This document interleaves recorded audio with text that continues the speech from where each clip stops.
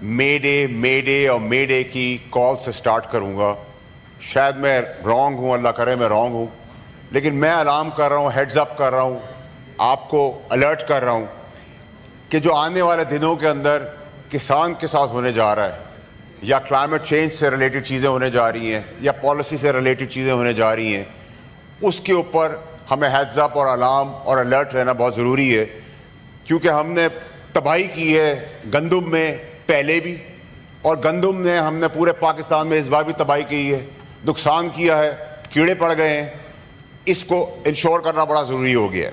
Number 2 سر یہ کہ جو امپورٹ پالیسی ہے, جس پہ میں نے فائنانس کمیٹی پہ بھی کوشش کی کہ سمجھا سکوں کہ امپورٹ پالیسی کو اتنی احتیاط سے بنائیں کہ ڈالر کا امپیکٹ اس کے اندر ہے. مجھے خدشہ یہ ہے کہ ڈالر اپورڈز کی طرف سلائیڈ ہونا شروع کر دے, جس سے مہنگائی بڑھ جائے گی, قرضے بڑھ جائیں گے, اور مزید مشکلات ہیں, جس کو اداروں نے 2 سال بڑی زبردست طریقے سے روکی رکھا. تیسری چیز سر یہ کہ آئندہ آنے والا بجٹ میں NFC کو جب تک آپ ایڈریس نہیں کریں گے, اگلے بجٹس آپ کے لیے ناممکن ہو جائیں گے. میں نے مے ڈے کا ورڈ اس لیے یوز کیا ہے کہ ہیڈز اپ اور الارم, کسان, امپورٹ پالیسی, پیٹرولیم, یہ سب انٹر لنکڈ ہے, اور اس کو اسیس کرنا, اٹین کرنا اور اس کے اوپر کام کرنا بہت ضروری ہے. آج کے دن جب میں دیکھ رہا ہوں سب چیزوں کے اندر, وہاں جہاں ساری لوگ کوشش کر رہے ہیں پاکستان کو آگے بڑھانے کی, وہاں یہ 3-4 چیزیں جن کو اگین اینڈ اگین میں چیئرمین صاحب کی توسط سے ایڈریس کر رہا ہوں.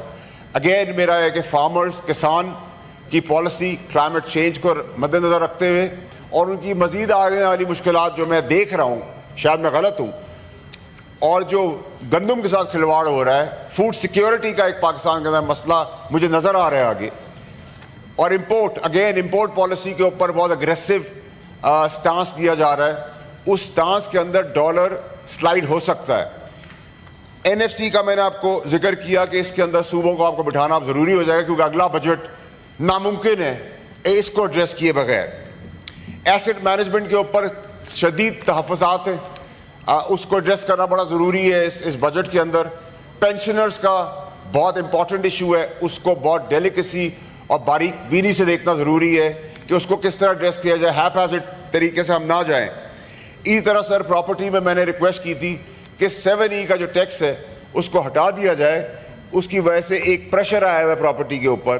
سیلر کا آپ نے ٹیکس بڑھا دیا ہے, بائر کا کم کر دیا تو آف سیٹ ہو گیا, تو اس سے بھی کوئی فائدہ نہیں ہونا, اس کو بھی ایڈریس کر رہے ہیں. ریٹ کو 99A جو اس کی شک ہے اس کو مضبوط کرے تاکہ اکانومی ڈاکیومنٹڈ ہو, پراپرٹی اٹھے, فلائٹ آف کیپٹل جانا رک جائے.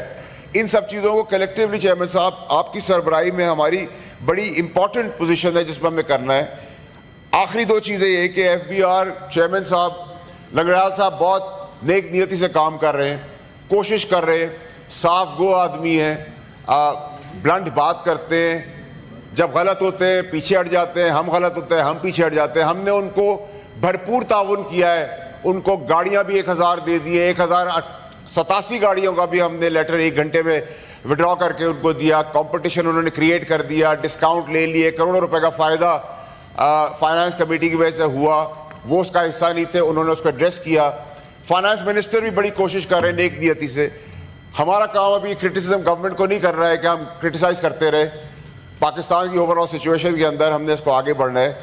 تو یہ جو FBR کے اندر جہاں ان کی کاوش اچھی ہے, جدھر فائنانس منسٹر کوشش کر رہے ہیں جہاں ان چیزوں کو ایڈریس کرنے کی ضرورت ہے, لیکن یہ سر اریسٹ, نیب اریسٹ کر لے گی, پولیس اریسٹ کرے گی, FIA اریسٹ کرے گی, اینٹی کرپشن اریسٹ کرے گی, ہر کوئی اریسٹ کرے گا, کھانے میں اریسٹ کرے گا, کھڑے ہونے پہ اریسٹ کرے گا, سانس لینے میں اریسٹ کرے گا, بیٹھنے میں اریسٹ کرے گا. تو پھر سر ہتھکڑیاں لگائے ہمیں بھی, سب کو اریسٹ کرے ایک ساتھ. اگر اریسٹ کرنے سے آپ کا ملک آگے بڑھتا ہے تو سب کو اریسٹ کر لیں. یہ اریسٹ آپ اگر کاروباری کو, پان کا کھوکا چلانے والے کو بھی تحفظ ہی دیں گے جو دوسرے ملک دے رہے ہیں, تو پھر فلائٹ آف کیپٹل روکنے کی آپ بات کرتے ہیں, آپ انویسٹمنٹ کی بات کرتے ہیں, یہ ہم ڈسکشن کا حصہ بھی نہیں بنائیں گے. نہ یہ پاورز ہم کسی کو دینے جا رہے ہیں, نہ یہ ہونی چاہیے.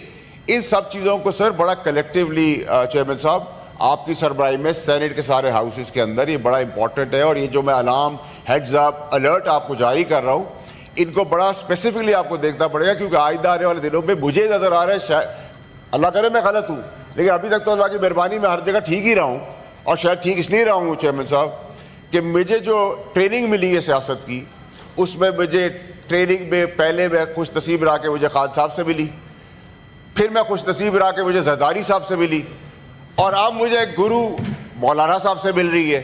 تو اگر اتنے سارے استادوں کے بیچ میں اگر میں ان کا شاگرد ہوں تو آپ سمجھ سکتے ہوں گے کہ میری کیپیبلٹیز بھی کتنی ہے.